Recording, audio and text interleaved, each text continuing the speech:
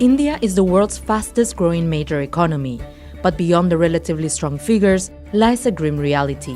A billion Indians, yes, nearly 100 crore of the population, have little to no disposable income.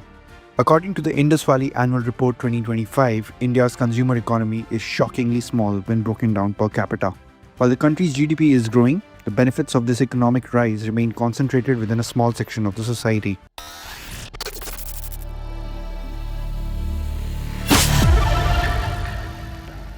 So earlier we certainly had inequality of many different kinds, by class, caste, gender, location and so on. But now we've had an extreme accentuation of these, and particularly in the last decade, the incomes and assets of the top 10% of the country, the top 1% of the country have exploded.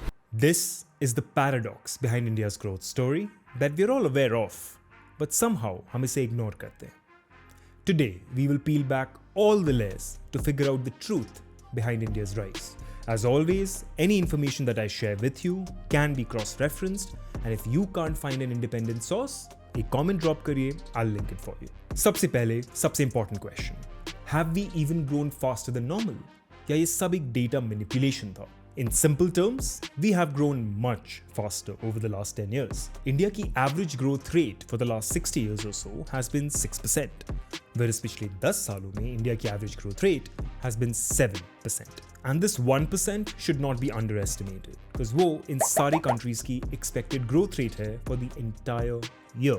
So Modi government की pass की हुई business conducive policies have definitely helped us out.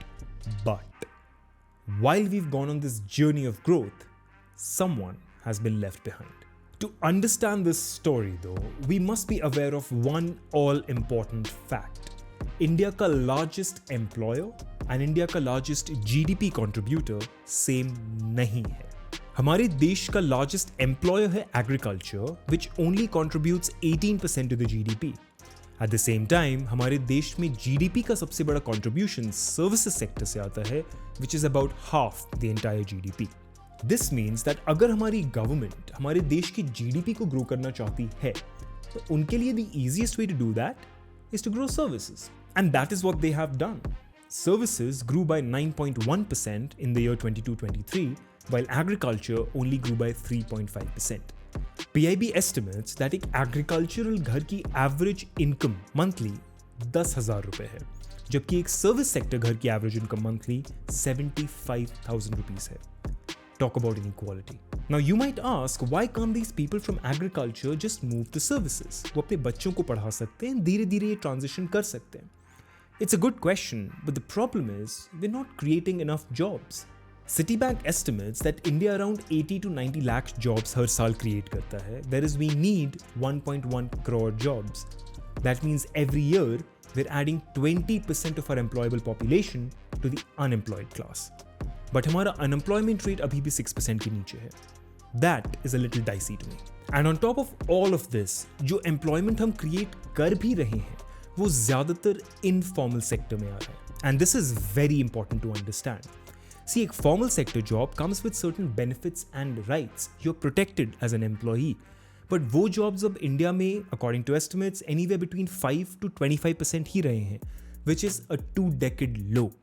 Whereas informal sector के jobs, जिसमें you have no rights, you cannot sue your employer, you don't even have a contract most of the times. वो jobs अब 90 to 95% of the total jobs के लिए count कर रहे हैं.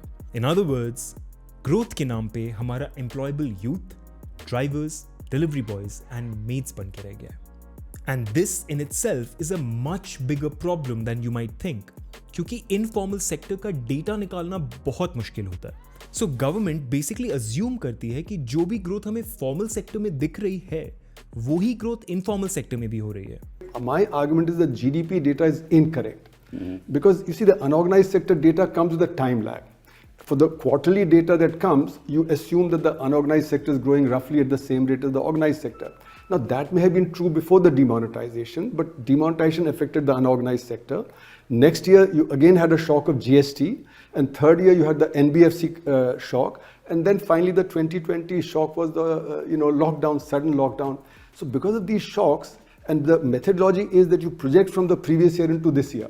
Right. Now, if you're projecting from the previous year into this year when the shock is there, then obviously your data would be incorrect, and then you project further from that, then you use the benchmark estimates. Benchmarks were created before the shocks came, so you needed to correct that. So my argument is that the rate of growth is not 6.5%, but it's more like 2.5%. Now the most obvious question that you can ask me here is, इन सब से हमें क्या फर्क पड़ता है, right?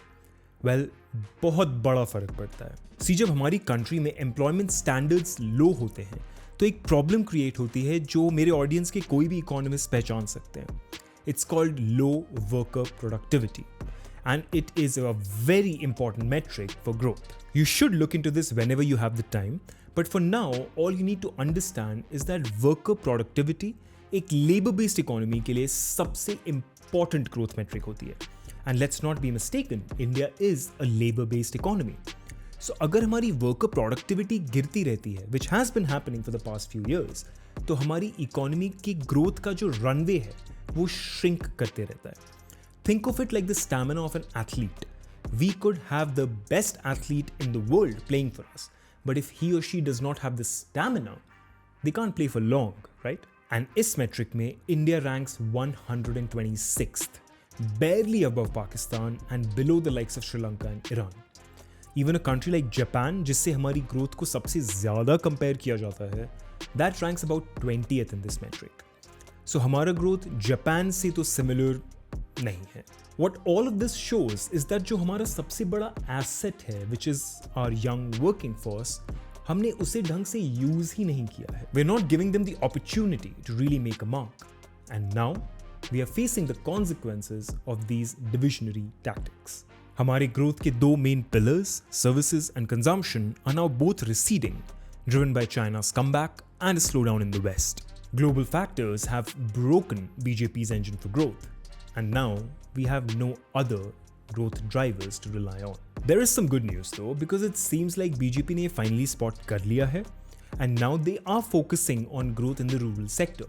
And knowing how efficient this government has been in the past, I expect that we should see a strong revival sometime soon. The problem though is that ये revival smooth नहीं हो सकता. Now that we're starting so late, urban consumption will stagnate as rural demand picks up. And that is bad for the financial markets and most likely bad for the two of us. But I suppose I can take it if that means that by the end of this cycle, we've finally included the largest chunk of our population instead of just making the rich richer.